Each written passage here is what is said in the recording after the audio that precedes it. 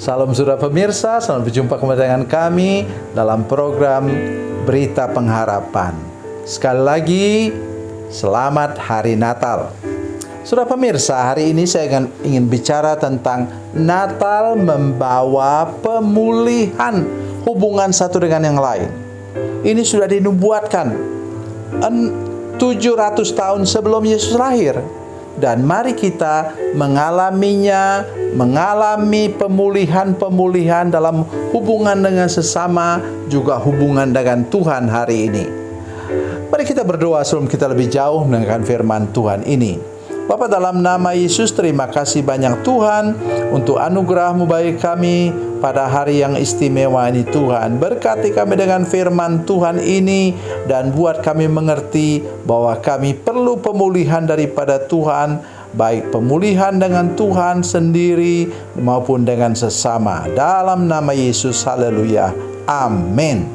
Saudara pemirsa, mari kita membaca Alkitab kita dari Perjanjian Lama, Kitab Nabi Yesaya pasal 11 ayat 6 sampai 8. Yesaya pasal 11 ayat 6 sampai 8. Demikian bunyi firman Tuhan.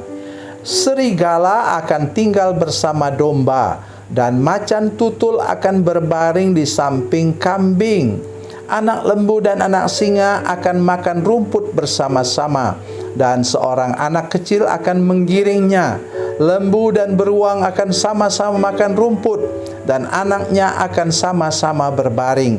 Sedang singa akan makan jerami seperti lembu. Anak yang menyusu akan bermain-main dekat liang ular tedung, dan anak yang cerai susu akan mengulurkan tangannya ke sarang ular beludak. Amin. Saudara pemirsa, saya ingin menunjukkan kepada kita contoh, yaitu ketika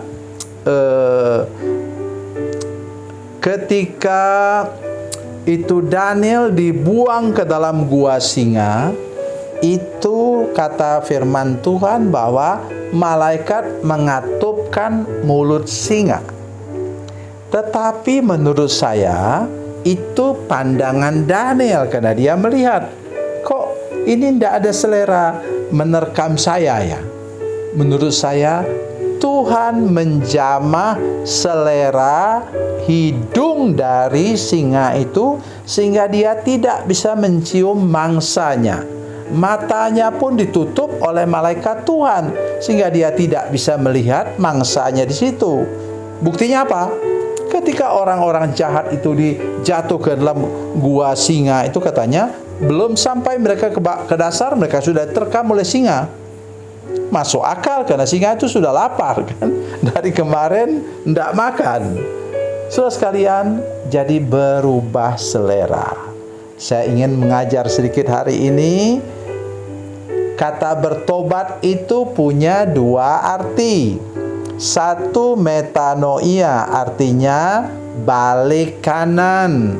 Satu namanya epistrofe, artinya berubah selera. Oleh karena itu saya mengajak kita hari ini untuk mulai lebih serius lagi untuk memperhatikan selera kita. Saudara perhatikan, serigala akan tinggal bersama domba, dan macan tutul akan berbaring di samping kambing. Hilang seleranya untuk memangsa. Begitu juga ular yang bermain-main dengan anak kecil. Ya, dia sudah hilang seleranya untuk memagut anak kecil itu, saudara sekalian. Dan anak kecil itu sudah berubah jadi berani bermain dengan ular. Dia anggap itu ular plastik kali. Jadi mari kita ingat, ini bicara tentang pemulihan hubungan. Jadi mari hari Natal tahun ini saya mengajak kita semua untuk perhatikan hubungan kita.